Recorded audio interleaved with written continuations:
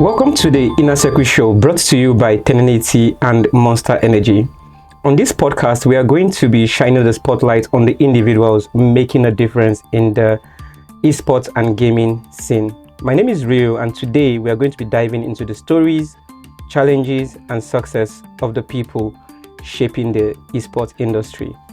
With me in the studio, I have Obina. Welcome to the Inner Circle, Obina. Hi, Rio. So, hi. All right, Obina, please can you introduce yourself to our audience? Who is Obina? Okay, so hello, my name is Obina. I'm also known as Tiger. I am the CEO of Game Nation Africa, and I'm here with Rio on the Inner Circle, to talk about esports. All right, thank you so much, Obina. So, Obina, how did your experience with PUBG Mobile Squad? I know that everybody here remembers PUBG Mobile Squad. PUBG Mobile Squad, in case you guys have forgotten, is kind of like the first PUBG Mobile community, as far as I know, dated back as far as 2017. And they kind of like also inspired my esports journey because when I got into esports, I joined PUBG Mobile Squad and I found Obina and his squad there. They were all organized. They were also professional. Obina was at the top. There were different levels of management. I was like, wow, these guys are doing a lot. And so how has that experience of PUBG Mobile Squad, how has that transformed your vision to creating Game Nation, which is a multi-gaming company? Because PUBG Mobile Squad was focused on just PUBG Mobile, and Game Nation is multi-gaming. So what made you change from PUBG Mobile Squad to Game Nation? Okay, so first of all, I should say that I'm shocked that you remember PUBG Squad, because it shows that you're truly an OG. Yeah, I haven't heard that name in a very long time. But truly, that is how we started as Game Nation. We had that PUBG Squad, and it was called PUBG Squad because it started from the game PUBG Mobile. Wow. It started from, if that game didn't come out, then I probably wouldn't exist. We probably wouldn't be here. Or something. That game was our foundation. So you're trying to say that right now that PUBG Mobile is the foundation of esports in Nigeria? Definitely. Definitely. Okay. Definitely. Before that, there were gamers in Nigeria, there were gamers in Africa, But before that, if you were not playing Street Fighter, if you were not playing Mortal Kombat, FIFA, or it was PES then. PES, yes. Or PES. Yeah. Those were the 4 games, you could play with your friends, you could have fun with. You would mostly see them at game centers and the rest. But there was no game that required you to have, a certain level of teamwork, to achieve, whatever you want to achieve. And then PUBG Mobile came out. Yeah. So, wow. that's how we came to existence. Oh, that's really lovely. So I think the question actually is how has that impacted? That's you being the founder of PUBG Mobile Squad back then. Was it because you had so many people in your community playing different games? That was why you chose to how the transition go into Game Nation? That's why you transitioned into Game Nation. Oh, yeah. Okay, so no. It wasn't from the players. It was from me. Oh, okay. Right. So I am the kind of person. I have this personality where I want to play different games. I have always been like that. I have never ever focused on one game. I've played that game, every day for months, for years. Right from when I was growing up, I always, because I had elder brothers, I had elder sisters, and they were all gamers. Wow. Yeah, they all played games. But I'm the only one who took it to the next level. You understand? And it was always different games. Today we're playing football. Tomorrow we're playing, Street Fighter. Next tomorrow we're playing Mortal Kombat. Always different games. So I had that in me already. And when PUBG came out, played PUBG. Yes. But I just knew that I could not focus on only PUBG. It was an amazing game. It was wonderful. It had voice chats. It had custom rooms. It had everything. And I was like, this is not who I am. Exactly. It's not going to work. I had to bring in a bit of me into that as well. The mix. And that is why we then had to change the name company, the branding, everything Yeah. into Game Nation. And we didn't just stop at Game Nation, we went to Game Nation Africa. Yeah. So it wasn't just for Nigeria alone. We were also going to, expand to other countries in the future. All right. That's lovely. So let's talk about the state of esports right now in Nigeria, right? So what are your thoughts regarding the current state of esports, and how do you see Game Nation fitting into the current landscape of esports in Nigeria and Africa? Okay, so I think I should just clear this here. Yes. Game Nation is not a core esports company. Okay, it's not a core esports company. Yes. All right. It's not a core esports company. Okay. It will be more accurate if you call us a gaming community. A gaming community. All right. A gaming community. All right. But then we host we have different activities. We host events. We host esports events. Yeah. And that is that basically. Sorry to interject. When you say gaming community right now and multi-gaming organization, I'm a little bit confused right now why you are trying to say that Game Nation is more like a community rather than an organization. Are you talking about the people on the team being more like a family type of stuff, bonding and all of that? And what exactly is the difference between your community and other multi-gaming organizations? Okay, so no, it is not because I'm calling it community, not because of my team, or not because of the staff, but rather because of the people in that. Because that's the thing, their activities. It's made up of people. Okay, because I'm trying to get this. This is one of the reasons why a lot of people are still confused as to what exactly does Game Nation do. People have been asking me that question. What does Game Nation major on? You guys organize physical events too as well. Yes. I remember that you guys organized the Red Bull MEO. Back, what year was that again? 2019. 2019, yeah. I think that was 2020. That was actually aired on Super Sports, right? Yes. So you guys actually your principles fit under the principles of a multi-gaming organization, and here you are telling us that it's a gaming community. So it's like everybody on the group are community members. They're just having fun. We're just trying to understand that difference, and that's the reason why you're calling it a gaming community. Okay, so like I said, it is because of the people in that. I don't say company. I'm trying to avoid that word company. Okay. Because of the people in that community. Okay. So I'm a community person. In fact, I can go as far as saying I'm a community manager. Community manager, not a CEO. Not exactly. Yes. I won't I love that. CEO. I would like to say I'm a community manager because I care. Lovely. Simple. I love that. I care. I love that. Right from 2017, 2018, I still remember the names of people from that time till now. Yeah. I have a lot of names up here. Wow. Gamers. I'm talking about gamers, or not people like me randomly. When it comes to gamers, I actually care about these guys. Which is going to take me to this question. Sorry to interject, but do you think caring for the people within your community is enough to grow your community and scale up your community, or you need to actually do more than just care? So of course you need to do more. Of course you need to do more than just care. In fact I would say if you care too much, you won't go far. You won't go far if you care too much. Just straight up. I would say that. Okay. I would say that, but you need to care. Yeah. But you need to care. But of course, so because you offer different services, you offer services, virtual events, physical events. You're helping companies to organize events and everything. They're asking for your service and all. You have to have a level of administration. In what you do, right? And that's where my staff comes in. That's where the company. That's why it feels like company. That's where the company aspect comes in.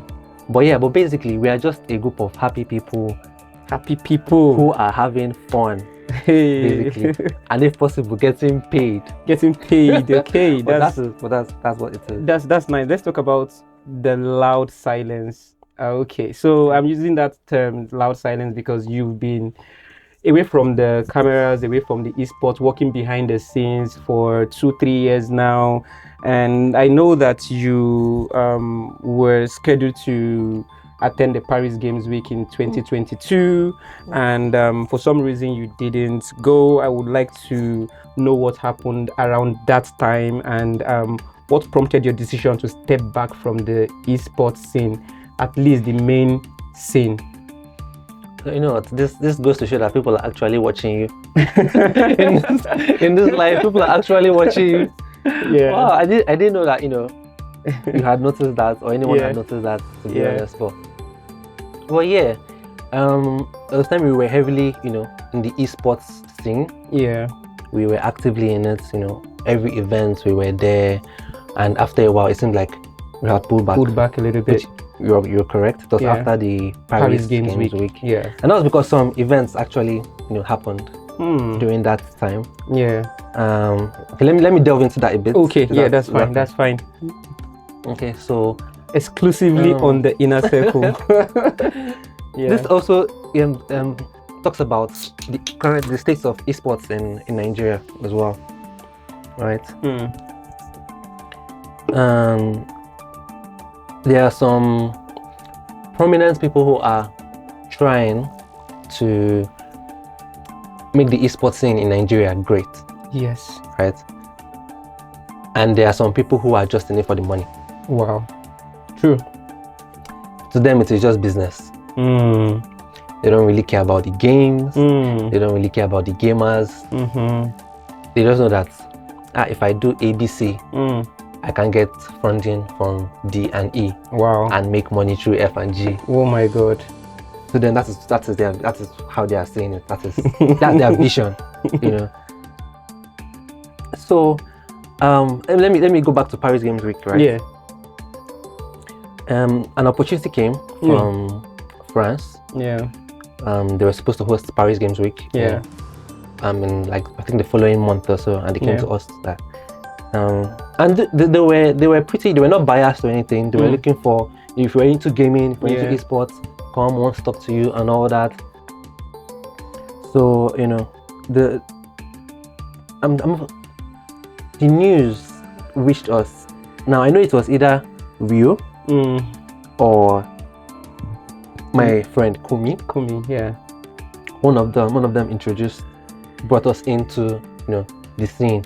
There's, you know, Paris Games Week happening. You know, are you going to be available? Would you like to? I'm like, yeah, sure, why not, and everything. And at that point, Game Nation did not have a sponsor. True. You know, it was just me and my team. You know, beautiful stuff, by the way. Yeah. You know, then we had Mad Beer, we have Red Rum, we had Siko, Goldfin, a lot of amazing guys. And it was just us running, you know, this thing by ourselves. Yeah. So we had a meeting, we decided on who was going to go. They were like, no problem, that I should go. I'm in the best position. Like, I didn't even want to go. Yeah. Besides, I had a running job. I had a main job. I was, you know, I'm active in. Wow. And this is something I was doing on the side. You understand? So I was chosen to go. I was like, no problem, fine, no problem, I'll go. You know, everything we did was with our money. Wow. We didn't have any sponsor giving us money from anywhere, from anything. This was just us in-house using our own money to do things at the immigration center, at TLS. Yeah. We're paying for things left, right, center, but we just keep on pushing that, you know. Yeah. So for the sake of the brand, it's going to, in the end, your brand will go, everything will be fine. You know, we make this money back somewhere. But as we would have it, right?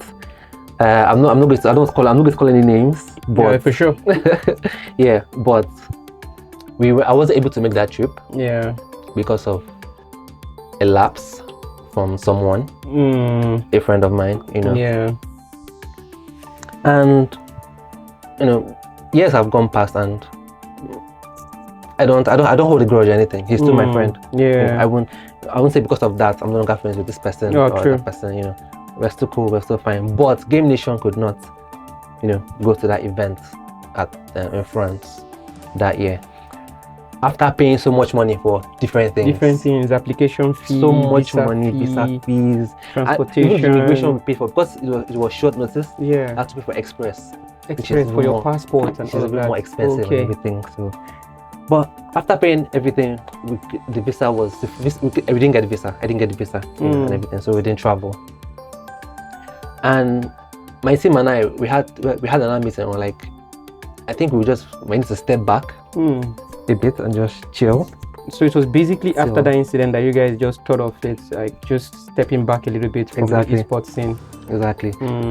And then we said we would focus on getting a sponsor. Right.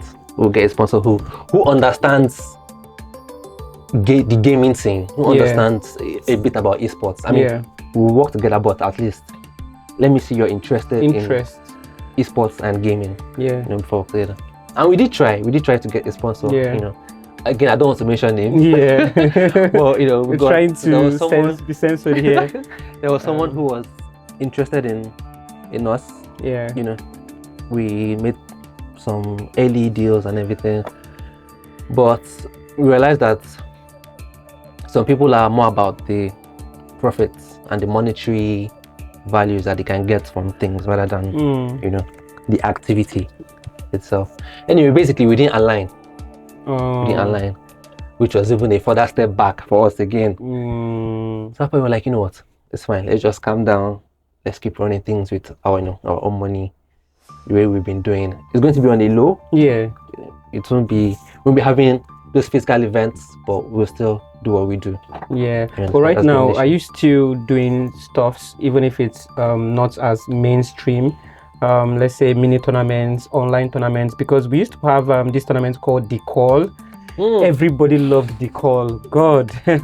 I mean, since you just stopped The Call, which was a PUBG Mobile tournament, and a lot of people left the PUBG Mobile group, we had no idea that there were other Game Nation groups that we could be a part of too as well. So I think after the PUBG Mobile guys probably left the group, that was why the group remained silent, because the PUBG Mobile, again, they are kind of like the most active gaming community in Nigeria. They are always everywhere. They are very influential. They are creating softwares and solutions. So for PUBG, I would like to say this again to our viewers right now, that the PUBG Mobile guys are in fact the most active gaming community members that we have in Nigeria. These guys are not just gamers. They are innovators. They are engineers. They are medical students. They are lawyers. There's a leaderboard management software that is being developed by a Nigerian, and that software is being used across multiple countries in Africa and also outside Africa too as well. And we have Nigerians coming up with a news blog website. We have Nigerians coming up with different innovative things to kind of like contribute to that ecosystem. And these guys are actual gamers. They're not just tech engineers. They play the game and they are developing stuff within the gaming space. So this proves to our audience that gamers are not just dumb people that just go on their phone and just play games. We are actually extremely smart. So to your point, that's a very valid reason. So let's reflect on your journey a little bit. Are there any lessons you've learned from your time being actively involved in the esports scene, and what advice would you give to the upcoming esports entrepreneurs? Okay, so I remember I used to have a friend who used to tell me that it is not you and I.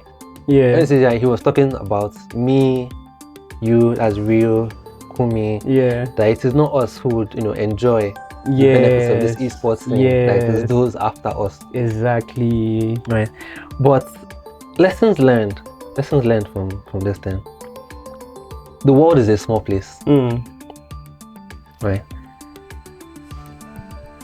It would be in your best interest. Yeah. For you to deal in your businesses. Be honest. Do not try to sly anyone. Because you never know who you're going to meet tomorrow and where you're going to meet that person.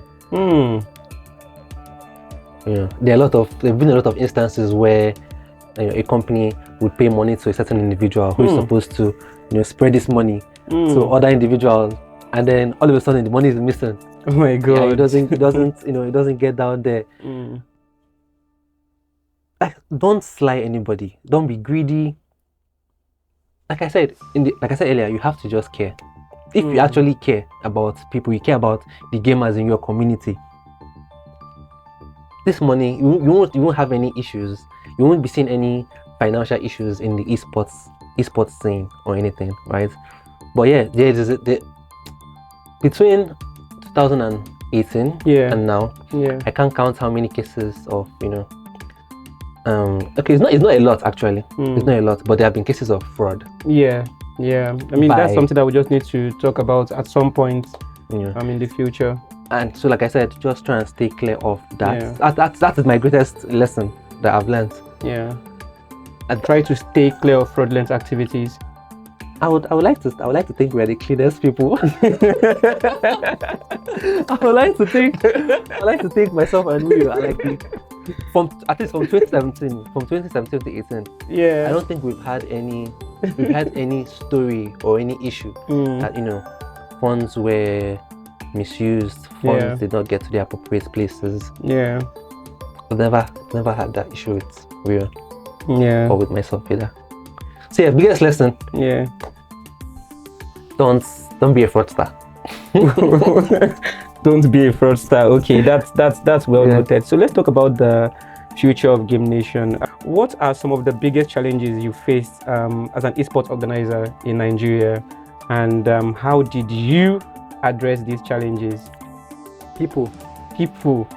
I've been hearing a lot of people. People are the problem. Wow. People. God. So I'm going to go with people because as an organizer, I'm sure even Will has gone through this as well. Managing these people. And when I say managing people, managing your staff. To give you the quality that you want out of an esports event. That's one. Then there is also managing the players. It can be a bother. Wow. Tell me about it.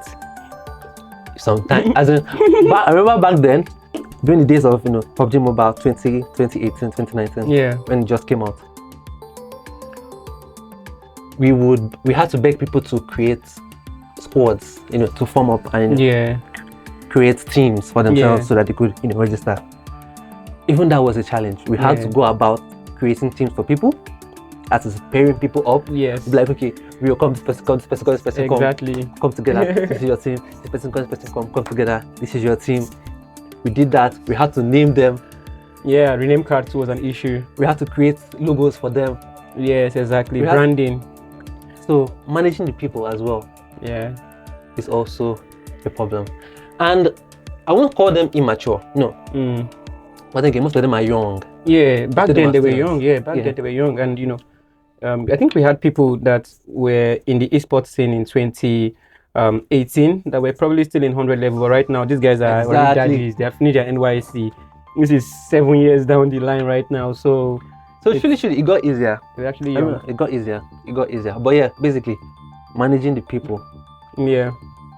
Was your biggest challenge at all? So is it what was challenging about this? Was it due to the fact that you were the only one managing the people, or was it like a team issue, or was it just like the community issue itself? Because there must have probably been a reason why the people were the problem. So community issues. Community issues, basically. So resolving community disputes here and there is also one of the challenges too. You won't believe that there was a time people thought we were beefing. We were beefing, exactly. But I've never had that issue with Rio. But you know how it is. Community member mod with fighting community mod.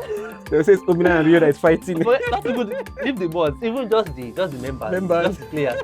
Like, no, Rio's community is better than Tiger's community. It's some daily risky. We don't have any issue. We don't have any issue at all. It's just, it has turned to Arsenal versus Chelsea. From nowhere, from nothing. But that was how I've always seen it. I never saw it beyond that. So whenever they start bringing up all those issues about this community versus this community, there was a time a staff of mine came to tell me that, oh, he was kicked out of this group for posting links. I was like, how many times do you post the link? The guy said he posted link in the morning, posted in the afternoon. I said, bro, if you were the ops, I would have kicked you too myself. Like, why would you be spamming links on another person's group? So I've always known that this has been a thing, but just trying to ensure that we have the right people to manage the community. So on WhatsApp, we have WhatsApp community mode. On Discord, we have Discord server manager. On social media, we have a social media manager. For tournaments, we have tournament managers. So everybody manages that particular part of the community. So I don't know if that was the same structure that you had back then. Game Nation. Same structure. We had a Discord as well. Yeah, we had WhatsApp.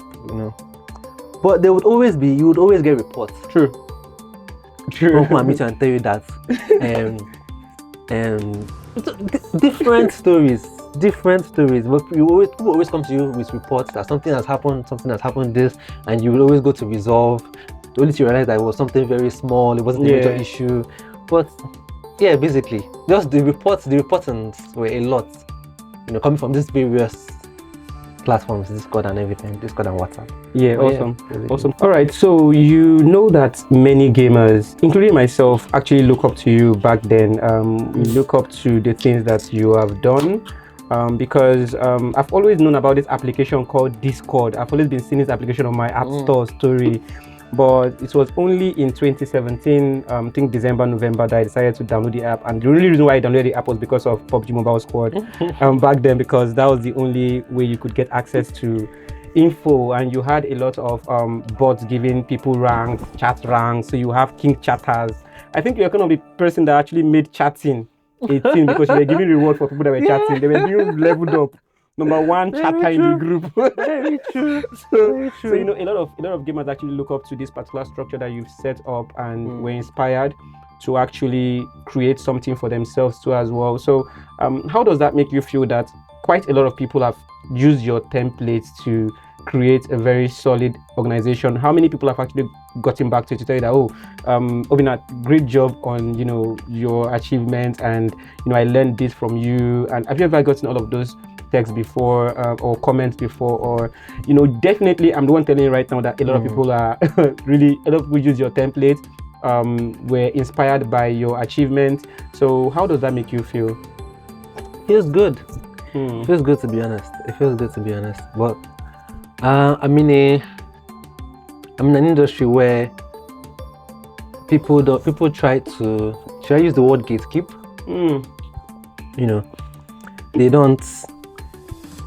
They do not share the love.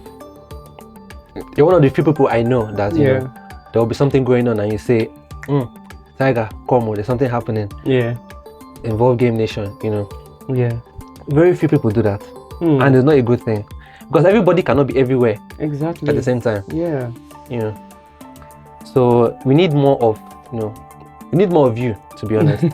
People who would see opportunities and then reach out to the other esports people, stakeholders, and let them know that this is happening, that is happening. Would you, this is a very personal question, but would you say that it was because of the fact that Game Nation did not have a brand to look up to then as a role model, or because you were Game Nation, there was nothing happening, there was no multi-gaming, there was no 1080, there was no gamer, there was no contender, there was literally nobody to look up to in Nigeria to kind of like mimic that organizational structure? Would you also say that contributed to the whole slow pace of Game Nation, because you have to learn on the job and manage everybody in real time, and probably became overwhelming? Would you say that was also part of the issue? Surely. Looking at it now, I've not looked at it that way. Yeah, this is me telling you. When Game Nation was in existence, there was literally nobody that was doing what Game Nation was doing. When you even changed Game Nation to a multi-gaming company, I was like, what's this guy doing? Like, is he trying to be everywhere? So again, that's because there were no multi-gaming companies in Nigeria at that time. So I can imagine like what would have probably been for you, what template you will have learned off from, and how that might have probably impacted the slow development of your community. It probably would have helped, to be honest. If there was, a company to look up to, see how they were doing things. So I'm sure it would have helped, right? But then again, apart from that, collaboration. We were not collaborating a lot. Right? Well, there was nobody to collaborate with anyways. Actually, There was nobody. But my point is, even when people came, yeah, because we were not used to collaborating, yeah, we didn't even bother to still try to collaborate. yeah. And in the end, you see how we, All turned out. But yeah, like I said, if you get the chance, to collaborate, to speak to join forces, with another, Yeah, always do so. There's nothing bad can come out of it. It's always good. It's always, you always get greater achievements and all that. Do not be shy. Do not feel that you're going to get cheated or you're going to be on the losing side of the deal. Do not think that way. So yeah, that is all right. Obina, so what would you hope that Game Nation's legacy will be, right, in the Nigerian and African esports scene, and what would you like to be remembered for in this esports scene? I have a lot of things that I know that I'm going to remember you for, but what would you personally like to be known for? What would you like your legacy to be, and what do you think Game Nation's legacy is going to be? So for my legacy, Yeah, it will simply be as the person who, brought esports. Yeah, Made esports come alive in Nigeria as my own personal legacy. But for Game Nation, Game Nation Africa's legacy, I want us to be remembered for the people. I'm sorry, but I'm really particular about the people. The people. I'm telling you. True. I respect that. I really care about these people that I meet. As some people I have, at least we've met. Yes. I have people who are closer who I've not even met. I tell you, I have a friend in Malaysia, Red Bro. I'm sure you've heard of her. Yeah. I haven't met her till today. Wow. And this is what 7-8 years later. Wow. And you guys are still in communication. And we still talk every day. You're still working together. She's still a part of your team. She's still a part of my team. Wow, that's amazing. Crazy. That's amazing. I want Game Nation to be remembered for the people that it brought together. Yeah. That would be amazing for me. Okay, so I think this is going to be my final question now. Okay. What would it take Game Nation to get back into the PUBG Mobile competitive scene? I mean, is it 1,000 likes on this particular video? Is it 1,000 follow on your new Instagram handle? Because I'm well aware that you guys are mostly active on X and Discord and WhatsApp, not on Instagram. So maybe if we can get Game Nation to 1,000 followers on Instagram, you are going to get back into the competitive scene. Or do you want support? What would it take Game Nation to get back into the PUBG Mobile, Call of Duty Mobile, and Free Fire competitive scene? Because that's where your fans are, your real hardcore fans, especially the PUBG Mobile community. So what do you think that the community should do to make you understand that they want you to come back into the scene? Funding, sponsorship, help. but basically, yes, to be honest. Yeah. Once we get that, sponsor-like figure, I'm sure things will kick off from there. To be honest, but basically, it's still just funding. I'm not business like-minded or like Rio. Rio is business minded. Rio can leave his house in the morning, go and talk to the CEO of this person, talk to the MD of that person. I wake up in the morning, I want to talk to the gamers. I'm like, gamers, how far? How are you guys doing today? What are we doing today? Are you guys ready for? That is just the difference between us. I'm not business like minded. So like I said, if I'm able to get into that moment, this is something I hope I can learn from you. If I can get into that space and we get our sponsors and we get the funding, I would love to host a lot of I have ideas, a lot of PUBG. So what if the community what if the community players decide to want to participate in your tournaments for free? They don't want your funding, they just want you to be back. They just want the call back. That would be amazing. That would be amazing. Because I mean, at first, the first 2-3 years, I don't think we were. No, we went. There was no money. There was no money involved.